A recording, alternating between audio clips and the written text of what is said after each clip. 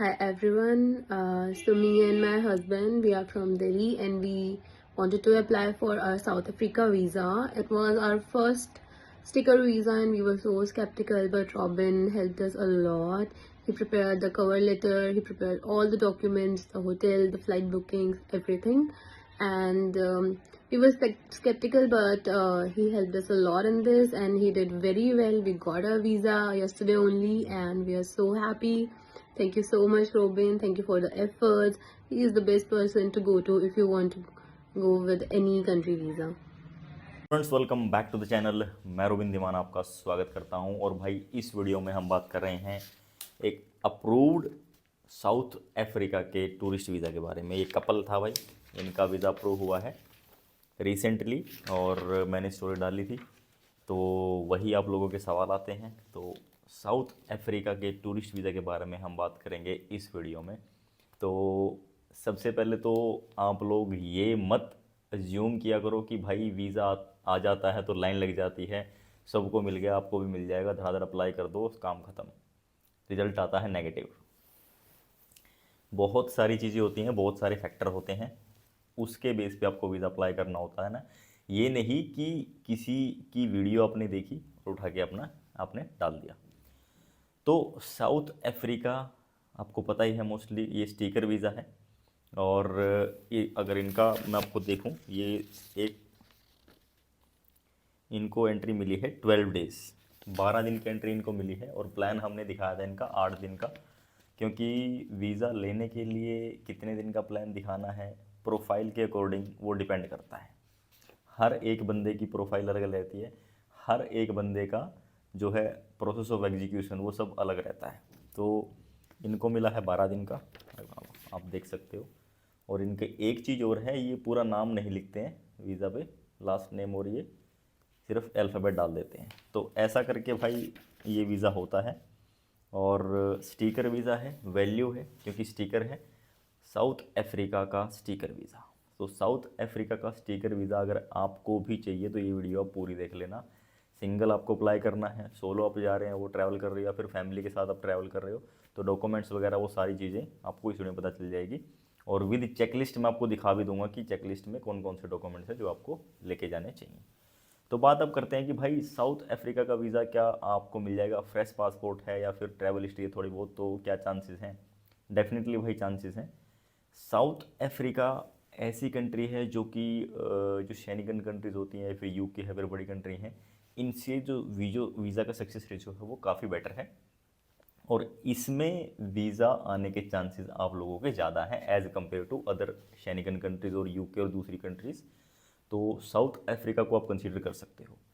Fresh passport वाले भी इस कंट्री का वीज़ा अप्लाई कर सकते हैं, चांसेस उनके अच्छे हैं वीज़ा मिलने के।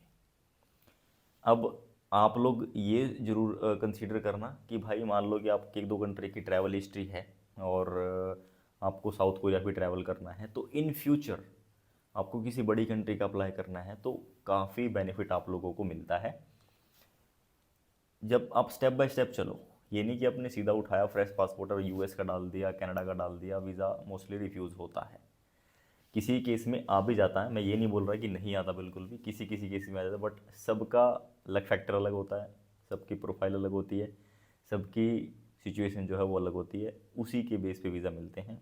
उनको मिल गया तो आपको नहीं मिलेगा, या फिर उनको नहीं मिला तो आपको नहीं मिलेगा, ऐसा कुछ नहीं होता। ठीक है, कम्प्लीटली डिपेंड करता है। और ये ऐसी कंट्री है भाई जो थोड़ा सा इजी है और वीज़ा मिलने में आसानी रहती है, आप लोगों को ट्रैवल करने में भी कोई प्रॉब्लम नहीं होती। तो इन कंट्री को आप डेफिनेटली कंसीडर कर सकते हो।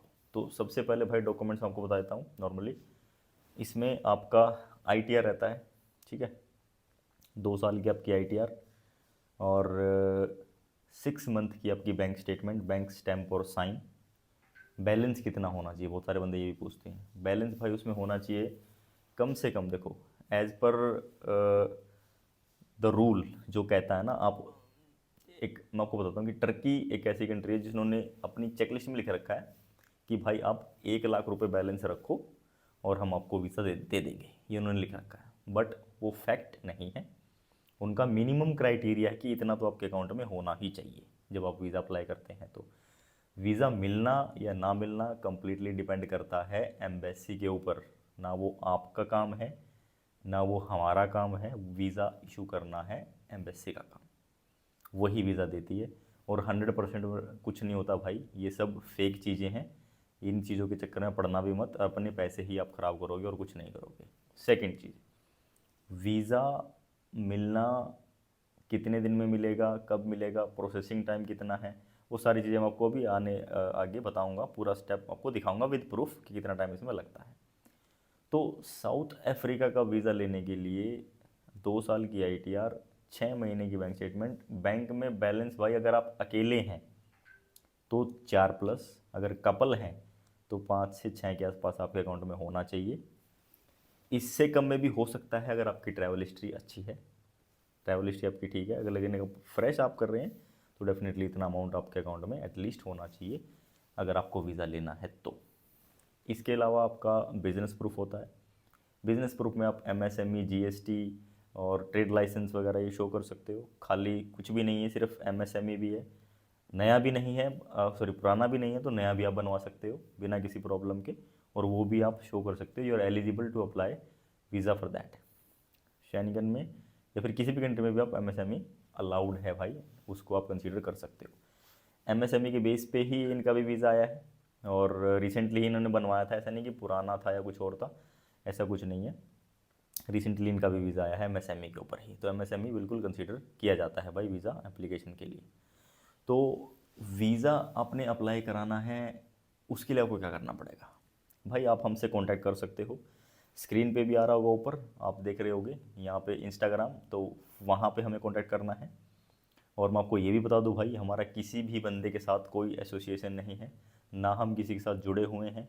कोई भी बंदा आपको ये बोलता है कि भाई मैं रोबिन भाई का काम करता हूँ या वो मेरे से काम करवाते हैं, मैं उनका काम करता हूँ, वो कम्प्लीटली फ्रॉड है भाई। इस चक्कर में आप बिल्कुल भी मत पड़ना, क्योंकि बहुत ज़्यादा फ्रॉड हो रहा है। मेरा नाम लेके बहुत सारे बंदे आपको बोलते हैं कि मैं उनका फाइलिंग करता हूँ, मैं उनके वीज़े लगवाता हूँ, या मैं ये करता हूँ वो करता हूँ। तो भाई इस चीज़ में आप ना पड़ना, आप डायरेक्टली हमसे कांटेक्ट करो। वो करना है आपको इंस्टाग्राम के थ्रू। इंस्टाग्राम पे आप अपना डिटेल शेयर करो, वहाँ पे आपको इन्फॉर्मेशन मिल जाएगी अगर आप वीज़ा अप्लाई कराना चाहते हैं तो। ठीक है, तो ये था डॉक्यूमेंट्स इसका। और भाई इनका वीज़ा आ गया, मैं आपको एक बार थोड़ा सा प्रूफ भी दिखा देता हूँ।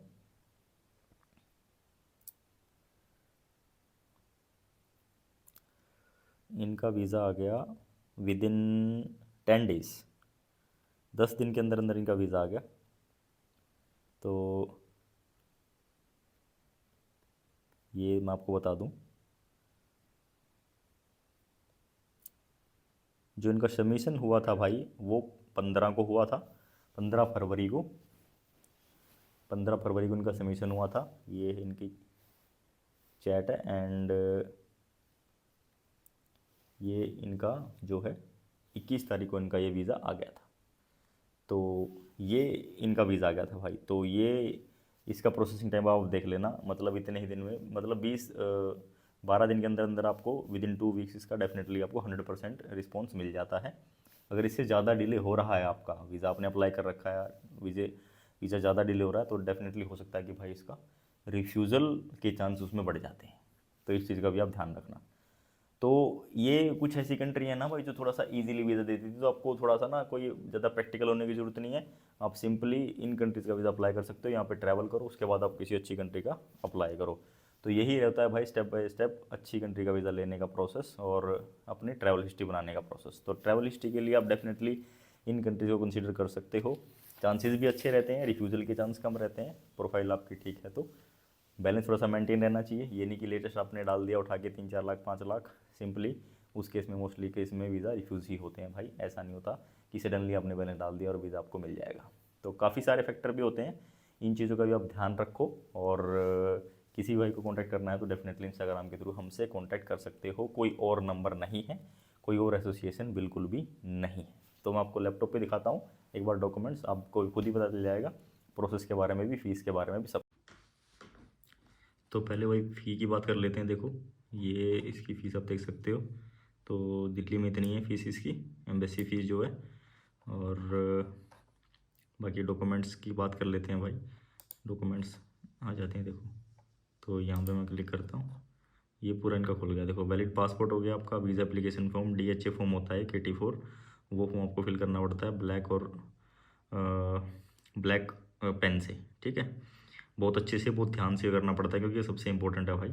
और उसके बाद आपका proof of funds, last 3 month की इन्होंने लिखा है, लेकिन आप 6 मंथ की लगा सकते हो, कोई प्रॉब्लम नहीं है, विद स्टैम्प और साइन, ठीक है।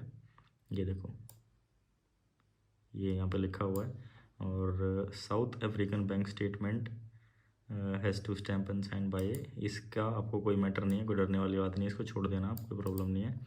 आपके पास कंफर्म होटल बुकिंग चाहिए, वेरीफाई होनी चाहिए भाई, वो वेरीफाइएबल, समझ गए ना। कोई डमी लगा देते हैं, डमी में नहीं चलती इसमें बिल्कुल भी भाई, कंफर्म होनी चाहिए। NOC फ्रॉम द एम्प्लॉयर से आपकी NOC चाहिए। स्कूल, अगर यूनिवर्सिटी में कहीं पे भी आप हैं तो वहाँ का आपका सर्टिफिकेट चाहिए। आपकी day to day travel itinerary होनी चाहिए, covering your stay in South Africa की, एक कहाँ कहाँ पे आप घूमेंगे, कहाँ कहाँ पे जाएंगे, कहाँ कहाँ पे आपने ट्रैवल करना है, वो सारी चीज़ें। आपकी वैलिड टिकट और प्रूफ ऑफ रिजर्वेशन, आपकी वैलिड टिकट होनी चाहिए, जो हमने भी इनके लिए लगाई थी, जो कन्फर्म होटल बुकिंग हमने इनके लिए लगाई थी, वो सेम चीज़ आपको चाहिए। और अगर आप मैरिड हैं तो मैरिज सर्टिफिकेट आपको लगाना पड़ेगा। तो ये सारे डॉक्यूमेंट हैं, और भी हैं, मैं आपको दिखा देता हूँ एक बार।